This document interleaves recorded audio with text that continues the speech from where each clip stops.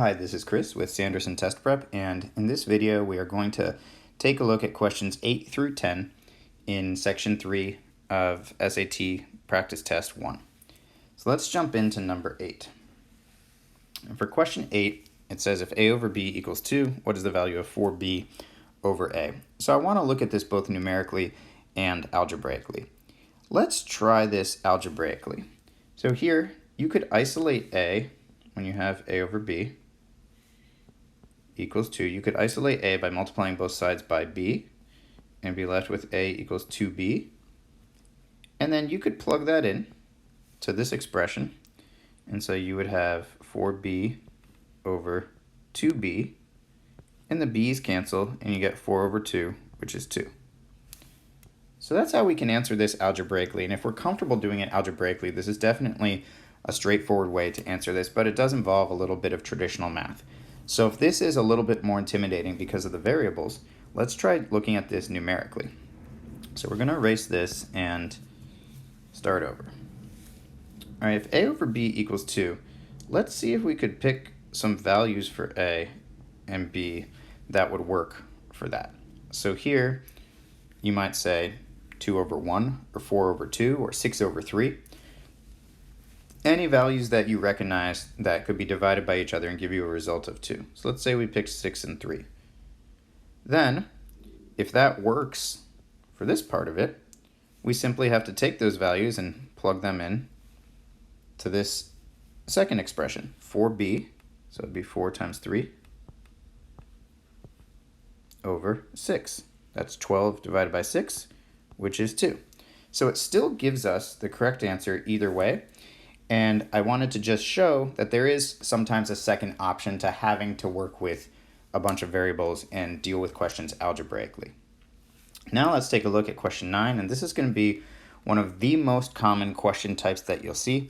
It's dealing with this topic of system of equations.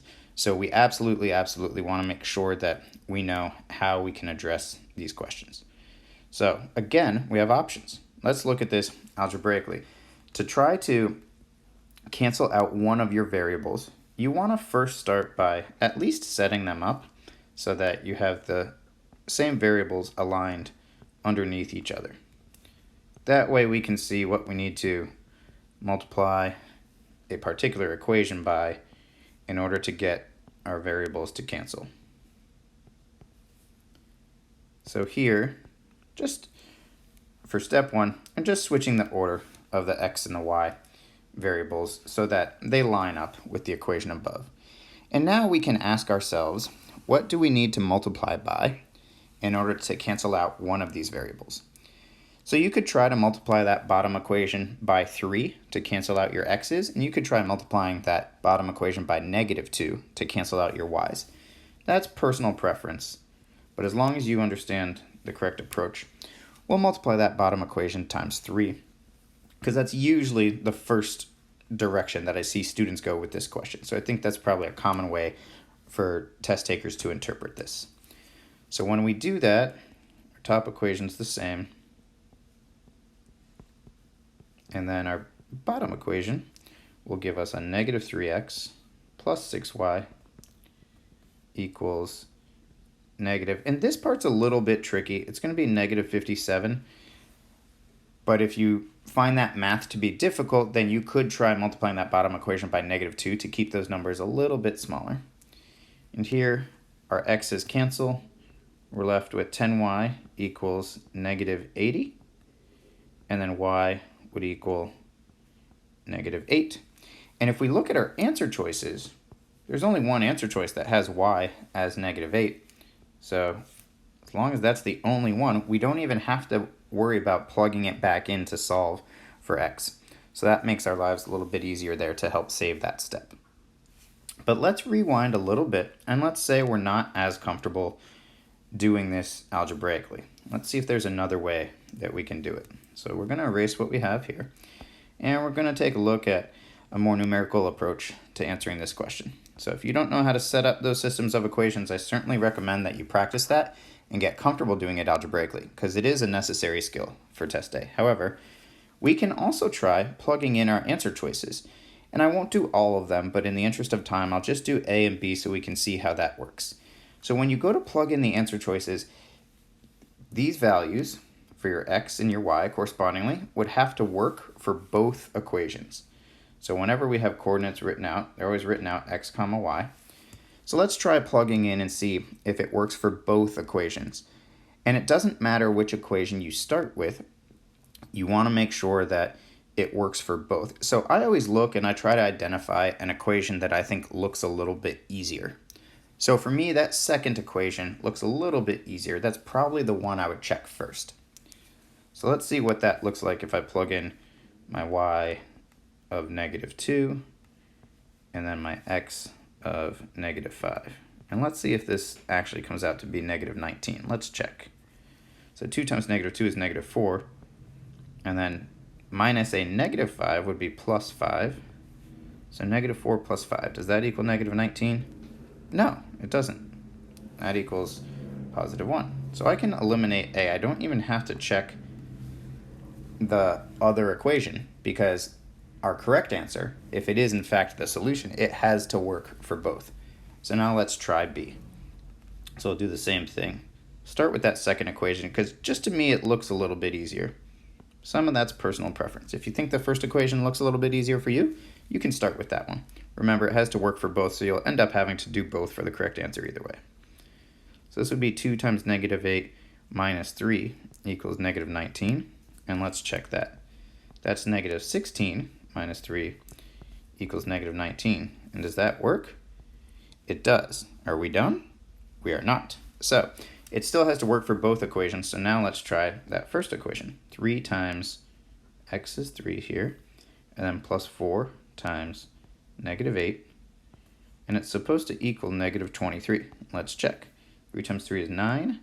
4 times -8 is a -32. 9 minus 32 equals -23. And yes, that also works. So since it works for both, that means that's our correct answer choice.